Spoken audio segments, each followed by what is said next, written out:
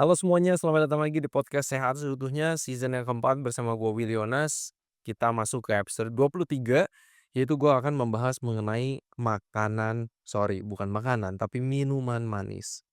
Ini jadi concern banget buat gue secara pribadi karena kita ada di society di mana atau di tahap zaman industri di mana ini tuh udah concerning banget industri minuman manis itu sudah sangat menyerang kesehatan generasi anak-anak. Bukan hanya generasi anak-anak, bahkan generasi orang dewasa itu sendiri.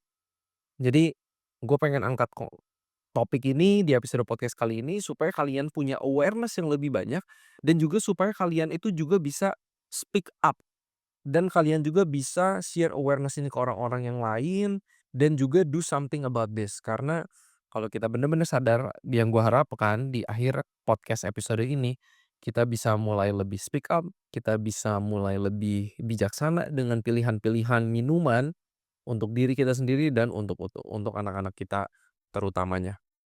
Oke, kenapa gue concern soal ini? Teman-teman kalau misalnya teman-teman ke minimarket, supermarket, teman-teman bisa lihat lah. Minuman manis itu banyaknya jenisnya banyak banget. Jenisnya banyak banget, jauh lebih banyak daripada air putih, of course.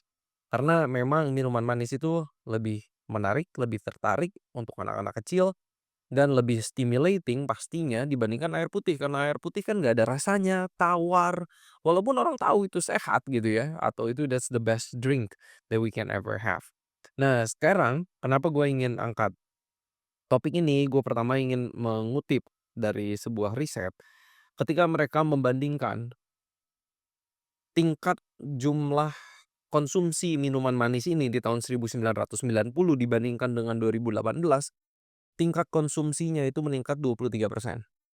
Jadi naiknya cukup banyak dan masalahnya tingkat penyakit juga makin meningkat, itu yang concerning pastinya. Dan ini by the way data yang diambil untuk anak-anak usia 3 tahun sampai 19 tahun dari 185 negara di dunia. Jadi ini penelitian global, mereka melihat mengambil rata-ratanya konsumsi minuman manis dari tahun 1990 dibandingkan dengan 2018 itu meningkat sebanyak 23% dan makin banyak juga orang-orang yang sakit. So, it's concerning. Dan yang gilanya lagi, contoh karena gue sempat tinggal di Amerika dan kalau gue lihat Amerika itu bahkan soft drinks, itu bisa lebih murah daripada air putih. Kan ini gila kan? Kenapa air putih itu bisa lebih mahal daripada soft drinks atau minuman manis? Ya ini kan berarti ngasih akses secara harga nih, ke orang-orang yang bahkan pendidikannya, eee, nggak terlalu tinggi, mungkin mereka nggak terlalu punya knowledge, bahkan buat orang-orang yang mungkin lagi susah ekonomi, tapi mereka tetap bisa beli soft drink, karena soft drink ini bahkan lebih murah daripada air putih, bayangin. Kan sedih ngelihat kayak gitu. Dan bahkan yang ngerinya lagi adalah kalau di Amerika, ukuran cup size ketika kita misalnya lu ke fast food restoran, lu ke McDonald, lu ke KFC, lu ke Burger King, apapun itu, atau bahkan simply ke gas station yang ada minimarketnya, lu ke sana dan di situ lu bisa beli soft drinks dan itu cup-nya tuh gede banget dan lu nggak akan bisa nemuin cup segede gitu di tempat-tempat makan di Asia. Jarang banget lah di Asia yang menyediakan cup minuman itu gedenya gede banget. Dan ini berarti kan berkaitan dengan policy tentang aturan di negara itu. Karena contoh, kok bisa soft drink itu lebih murah daripada air? Dan policy itu juga punya andil untuk memprotek masyarakat dari pilihan-pilihan yang gak terlalu sehat. Contoh nih, ini gue sekarang ngambil contoh dari Jepang dan gue baru baru aware ini, gue lihat wah smart juga gitu ya Kemenkes atau BPOM-nya Jepang gitu bikin aturan seperti ini. Jadi kalau di Jepang, mereka tuh punya aturan bahwa kalau sebuah minuman manis, terutama yang jus-jus buah, ketika gambar yang ada di botolnya, yang ada di kemasannya itu semakin kartun, itu artinya semakin palsu, semakin banyak gulanya, semakin banyak artificial sweetener-nya, dan semakin sedikit kandungan buah aslinya. Tapi kalau gambar produk itu buahnya semakin asli dan kalau asli banget kayak foto buah aslinya, itu artinya pure. Itu artinya jus buah yang memang gak ditambahin added sugar atau hanya sangat sedikit sekali. Dan ini kebijakan di Jepang yang mereka buat supaya warganya itu sadar. Gampang gitu loh. Gak usah baca-baca label lagi. I mean oke lah kalau ada yang mau baca label, pengen tahu gulanya berapa banyak silahkan. Dan itu penting. Dan itu adalah keharusan di semua negara ya. Tapi kalau dengan gambar, ini kan bisa mempermudah anak-anak tuh untuk menangkapnya gitu. Oh gambarnya semakin kartun, itu semakin palsu, yang gambarnya semakin asli, itu real gitu loh, ya. So anyway, gue pikir Indonesia juga sangat butuh dengan kebijakan-kebijakan ini dan sekali lagi, kita bisa berteori kayak gini pasti di lapangannya gak gampang untuk bisa meloloskan satu aturan baru, itu kan akan mengganggu industri. Dan ini bukanlah quote on quote battle yang sebentar pasti, ya. Tapi gue kagum dengan negara-negara yang bisa meloloskan policy yang memang menjaga kesehatan masyarakat. Contoh kalau kayak kemarin di Singapura. Ini gue rekaman di akhir Agustus dan kalau teman-teman yang ngikutin berita, Perdana Menteri Singapura itu bikin bikin aturan bahwa vaping itu dikategorikan udah kayak narkoba atau bahkan di atas narkoba. Jadi dia bikin aturan langsung besoknya ketika polisi menemukan orang itu masih vaping, itu mereka langsung ditangkap dan langsung didenda. Berarti kan ini kan policy-nya jalan, ketika ada policy dan sudah diimplementasikan, yang manfaatnya untuk kesehatan dan kebaikan rakyat, memang pasti industri vaping terganggu. Tapi sama juga ini kasusnya dengan industri minuman manis, oke. Anyway itu cara cara di Jepang. Nah tapi yang gue ingin bagikan lagi hari ini adalah kita pengen tahu dulu riset mengenai bagaimana persepsi orang-orang terhadap minuman manis. Karena ini penting, terutama anak kecil. Karena anak kecil kan ini sering jadi target dari industri itu.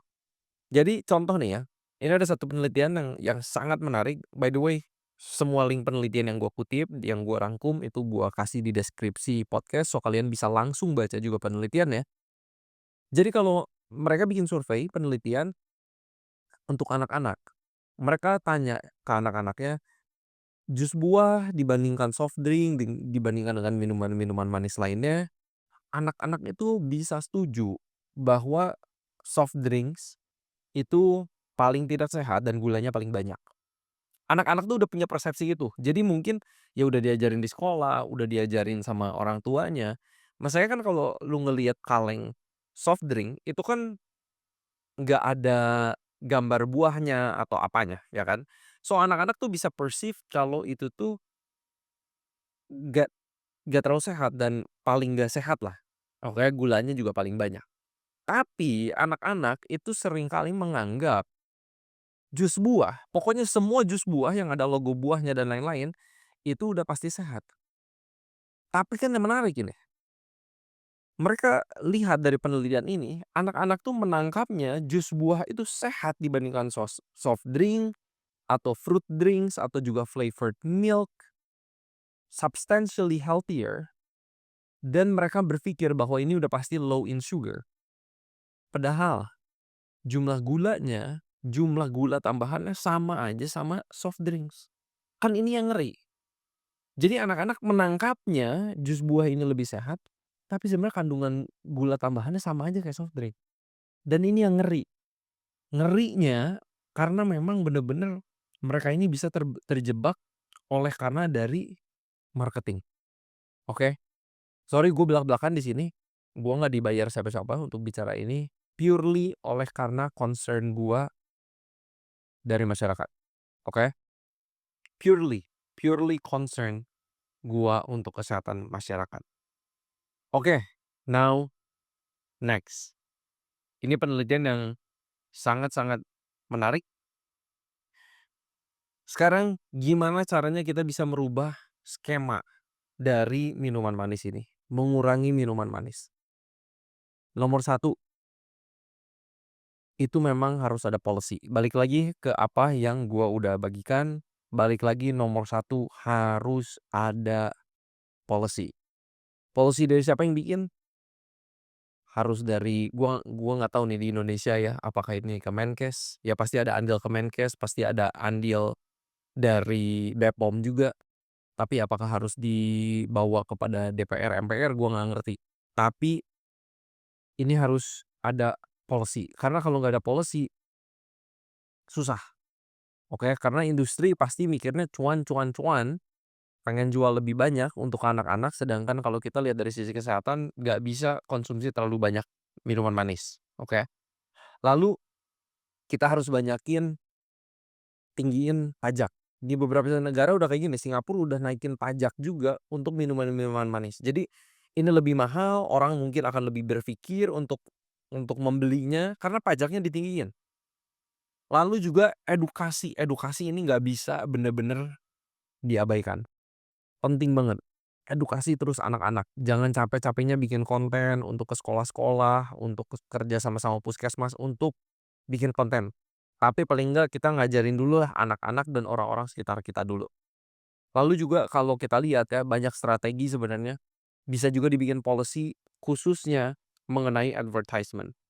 Advertisement ini juga perlu ada policy-nya, karena kalau kayak di Inggris, makanan-makanan manis yang buat anak-anak itu bisa dipromosikan di TV itu di atas jam 9 atau jam 10 malam ketika anak-anak itu udah tidur. Itu policy-nya di Inggris dan gue pikir, wow keren banget gitu satu negara bisa membuat policy seperti itu. Karena sekali lagi balik, demi kepentingan publik, oke? Nah, di sisi lain, ini penelitian lain juga ngebahas bahwa, oke, kita mungkin we have to do something about the sugary drinks, tapi di sisi lain kita juga harus melakukan sesuatu terhadap suplai air minum kita, air putih kita. Contoh salah satu strategi yang mereka sarankan, oke bikin dong drinking water di public places, di taman-taman bermain, bisa refill air secara gratis dibuat sama pemerintah. Udah gitu juga ketika anak-anak pesen minuman, sorry, pesan makanan di restoran atau makanan di tempat-tempat makan, di kantin sekolah, itu selalu didampinginya air putih, gitu loh. Bikin-bikin paket-paket makanan yang selalu pendampingnya air putih. Itu salah satu strategi yang ditulis oleh, penelitian ini. Jadi banyak banget cara deh, edukasinya juga kita harus kreatif banget sama anak-anak, apakah itu pakai kartun, apakah itu pakai contoh dulu ketika, cerita Popeye gitu, kartun Popeye ketika mau mengedukasi untuk makan sayur lebih banyak, untuk makan bayam, mereka bikin kartun gitu kan, dan itu nempel gitu loh di anak-anak inget ya, "Oh Popeye makan bayam, Popeye makan bayam," terus dia jadi kuat gitu kan. So, banyak banget deh caranya yang harus kita, apa ya, brainstorming dan coba bener-bener lakukan. Oke, nah ini penelitian yang terakhir yang gua ingin bagikan adalah mereka pengen ngetes daya ingat anak-anak, dibandingkan juga dengan orang tua. Jadi anak-anak ditunjukin produk-produk minuman manis yang berbeda-beda dengan, sisi marketing yang berbeda-beda, dan di kemasannya itu juga ada warning, ada, peringatan bahwa, "Oh ini gulanya tinggi, oh ini, apa namanya, bisa memberi dampak kesehatan ini," oke. Jadi mereka pengen ngelihat labeling tentang warning di minuman manis itu efektif nggak sih sebenarnya? Ini penelitian di tahun 2025 nih by the way, ini seru. Jadi mereka merekrut orang tua dan anak-anak, anak-anaknya itu usia 4 sampai 7 tahun, udah gitu usia 8 sampai 11 tahun, lalu dikasih, gambar-gambar produk minuman yang ada tulisan warning, warning terhadap bahaya minuman manis, ada yang bahayanya cuman tulisan aja, ada juga sampai gambar gigi berlubang dan rusak dengan ada tulisannya gitu, "Be careful with sugar." Lalu juga ada minuman-minuman kemasan yang ada gambar sendok teh dan juga gulanya di situ dan juga ditulis warning dan mereka pengen ngelihat labeling mana yang efektif dan bisa diingat anak-anak. Ini menarik kan? So anyway ini hasil penelitiannya. Jadi 64,5% orang-orang tua itu bisa ingat label yang mereka lihat atau promosi yang mereka lihat di kemasan sebuah minuman. Anak-anak 52,8% juga bisa ingat. So, quite big. Jadi hampir setengah lebih dikit lah, anak-anak itu bisa ingat apa yang mereka lihat dari produk kemasan. Sekarang yang lebih menarik adalah, kalau misalnya itu warning-nya hanya teks, itu kurang efektif untuk anak-anak. Anak-anak itu harus pakai gambar, untuk supaya mereka tuh ingat, "Oh, ini ada foto gigi jadi rusak karena minuman manis." Di depan kemasannya. Dan juga kalau misalnya mereka itu ada, apa, ada sendok tehnya, ada gulanya, itu mereka akan lebih ingat. Jadi mereka bilang, ya apalagi untuk anak-anak yang lebih kecil lah, nggak bisa mereka ingat, susah mereka ingat bahayanya minuman manis kalau itu hanya dengan tulisan, tapi perlu ada gambar. Sesederhananya itu, gua pengen bagian hasil penelitian itu sederhana aja. Anak-anak itu harus dikasih warning dengan gambar dan tulisan. Dan ini harus diriset, cara apa yang efektif. Dan balik lagi, ini bisa dilakukan ketika ada policy yang dikeluarkan. Aturan. Aturan yang dikeluarkan diperketat supaya masyarakat itu tidak semudah itu, tidak semurah itu untuk membeli minuman manis. Sekali lagi bayangin, kalau minuman manis itu bisa lebih murah daripada air putih, that's crazy. Gimana masyarakat kita ini mau sehat kalau memang akses air minum air putih tidak ditambah, kemurahan dari harga, akses di public places air minum itu ada. Ini jadi concern banget, oke?